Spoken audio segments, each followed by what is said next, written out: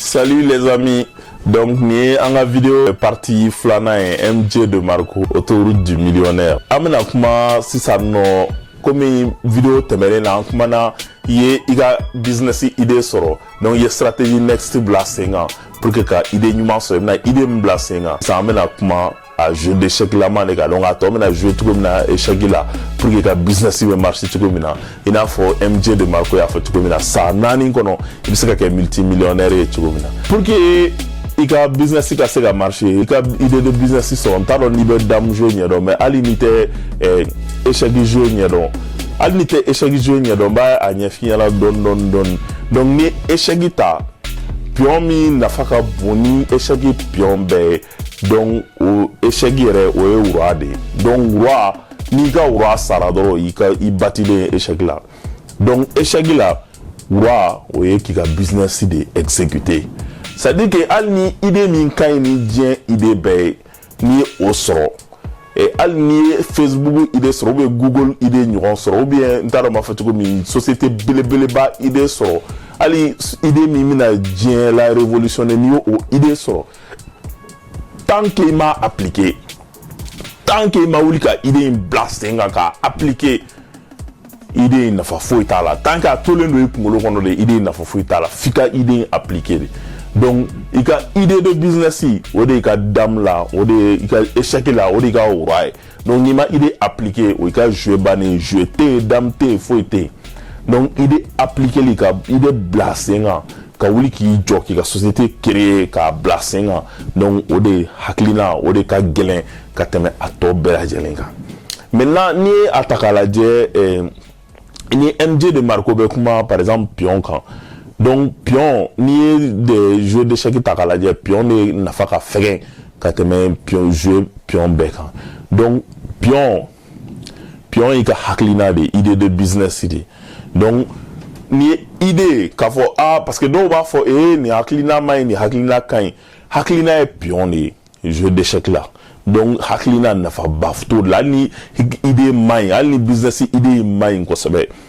i k'a bila sen kan o de nafa ka bon ni business idée in tolen ye, parce que pion nafa tɛ pion na roi kɔrɔ.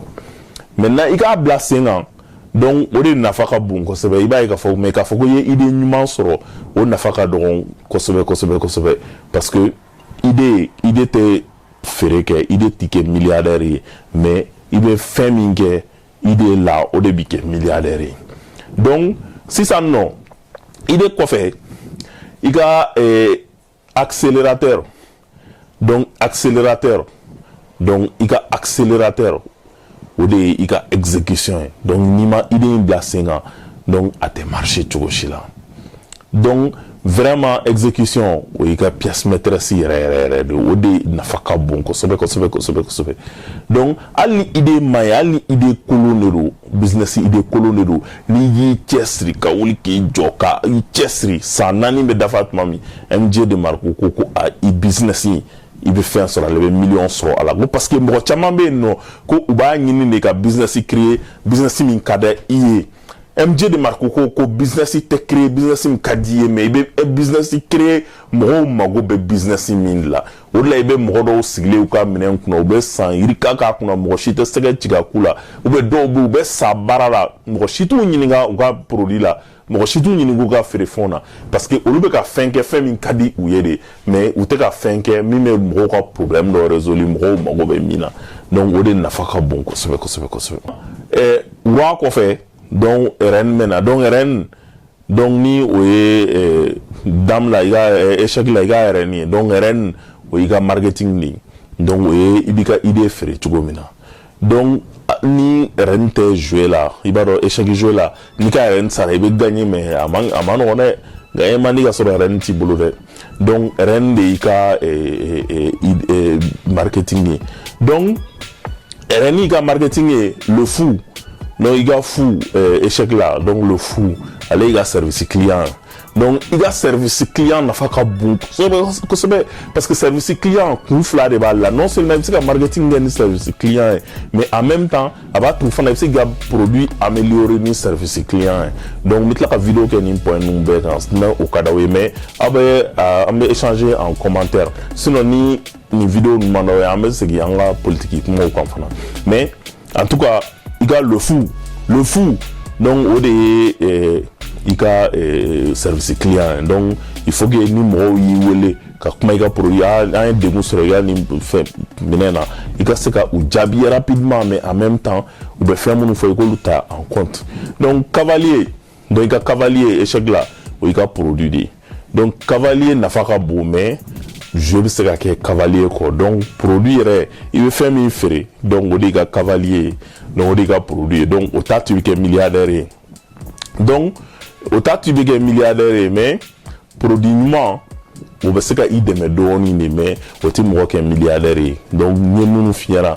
tant il ben nous de blaser nga je d'échec là maintenant nous be blaser nga à toi tour donc tour donc il y a tour il y a fondation donc il y a fondation donc tour au lui il y a fondation il y a soubassement donc MJ de Marcoco qui a tour ko il y a entourage il terubo là mais c'est que font là avocat au là expert comptable au là il me fait baraque il fait donc MJ ko qui a compétent qui a très mangalé à dabla qui a compétent qui a très mangalé à dabla et puis il teru fana qui a teri nyuma ni yere là mais qui a compétent il a très mangalé à dabla parce que problème est mis mo adamaden ni il m'a sega il entouré ni mo nyana oui donc a bébé fin husa ou de donc t'es abouti maintenant au temele ko kaboy MJ de Marcoco ko en réalité il était produit développé des mecs qui be marqué de développer donc il be marqué de développer mo be marqué de ça au comment la sur mais exemple ta iPhone ni Samsung par exemple iPhone est à marque développé Samsung est à produit développé donc alisini ni LG téléphone beau téléphone dagabana caméra worobe mina min performant do kosebe Samsung tigi ou élément ou ta LG 100 parce que ou be produit des 100 alors que Apple tigi ou iPhone tigi ou alisini ni Samsung est téléphone beau dernier cri min kay ni iPhone est gateme bien fait mega ou be iPhone 100 ou be Tony iPhone de parce que ou be marque des 100 ou te produit 100 donc MJ de Marcoco tentoko il a marque de développer ko o début qui est na flou batigué mais ko produit ticket na flou batigué donc ni antemena ka boka a point minga galemi point berere état d'esprit au haklide donc au haklina au point follow mie kana nyino ko de tuma be il restera en premier paye-toi en premier tout le temps il restera baigné donc il restera baigné au temelen ko ka boyin i yere ka ke i ka jenatige yere contrôle la i ka jenatige fen be ka ki yere donc ni fen yi soro dien kono mo no te i yere no do hakilina ko de ni fen yi soro dien kono mo no te gouvernement no te fama no te i ka patron no te murke no te doma barate fuite i yere de no do pour que milliardaire dien kono pour que multimillionnaire ka na fulu ba soro dien kono donc faut ika abli kuna ko bi soro dien kono ko iyere de nodu mo note muri barate jine côté gouvernement note fama note ika patron note ni ika bara mandie e beta dongo do soroma iyere de ga choado na ijebse ki bangata ni ika patron mandie e beta dongo do soroma iyere de nodu dien bara danto ye bien que wale danto et donc bien fait fille de qui a responsabilité ta ire donc responsabilité time au débat to bien dongo do nikoko tu mena nga business créer chini tante mbolo na créer chini ire de nodo ani mo mi mana don aga so bien dongo do atete laje ateta grena abi sigi ka baraka ka business ka erkele fla dongo do o tigi kalo fla da fa kuma na ba ka business lancé donc au fana o tigi ka choix de o tigi ire de nodo donc fika o haklina de bla ikuna ko dien hono fen bi soro dien hono o y'a sɔrɔ i yɛrɛ ye choix dɔw kɛ olu de conséquences ye olu ye donc diɲɛ kɔnɔ fɛn o fɛn b'i sɔrɔ ala ko tɛ wɔkulɔ ko tɛ mɛlɛkɛ ko tɛ jinɛ ko tɛ mori ko tɛ fɛn o fɛn b'i sɔrɔ diɲɛ kɔnɔ i yɛrɛ ka kɛwale tɛmɛlenw olu de sababu ye o ye donc tant que i m'o hakilina bila i kunkolo la i tɛ se ka nafolo sɔrɔ k'a caya k'a bugun k'a lamara donc i k'i ka diɲɛlatigɛ valan minɛ donc n'i ka diɲɛlatigɛ valan minɛ MJ de Marco ko hakilina min bɛ yen nɔ ko f'i ka o bila i kunkolo la c'est à dire que diɲɛ kɔnɔ kana tigɛ i yɛrɛ la donc i kana tigɛ i yɛrɛ la ni i ye fɛn min ka di i ye kana fɔ ne tɛ se ka nin sɔrɔ ou bien ne tɛ se ka kɛ nin mais i b'a fɔ ne bɛ kɛ nin cogo di ou bien ne bɛ nin fɛn in sɔrɔ wagati jumɛn donc o fana ye hakilina ye k'i ka o bila i kunkolo la maintenant de toute façon yanni k'i ka business lancer i bɛ a jate minɛ ni i sirannen don parce que mɔgɔ caman bɛ siran de ko a tɛna marcher n bɛna n ka temps perdu c'est vrai que business caman tɛ marcher échec caman baden de bɛ kɛ hali peut-être ne yɛrɛ y'a daminɛ fɔlɔ ti ɲɛ filanan ti ɲɛ peut-être sabanan ti ɲɛ mais naaninan duurunan ninnu de bɛ sɔn ka ɲɛ i bolo mais a ma nɔgɔn n'a tun ka nɔgɔn bɛɛ tun bɛ kɛ milliardaire ye o bɛɛ tun bɛ kɛ multimillionnaire ye maintenant MJ ko i bɛ tableau ci donc point 3 donc i bɛ a jate minɛ ko mun bɛ se ka kɛ ni ne ko n bɛ n ka affaire lancer mun bɛ se k'an sɔrɔ a bɛ se ka kɛ i bɛ fɛ k'i ka affaire lancer 260 ou bien 280 mun bɛ se k'i sɔrɔ i k'i ka 260 perdu ou bien i k'i ka 280 perdu donc maintenant chance jumɛn bɛ walisa i ka 260 perdu ou bien i ka 280 perdu a bɛ se ka kɛ 100% ou bien a bɛ se ka kɛ 90% maintenant est-ce que a b'a kun bɔ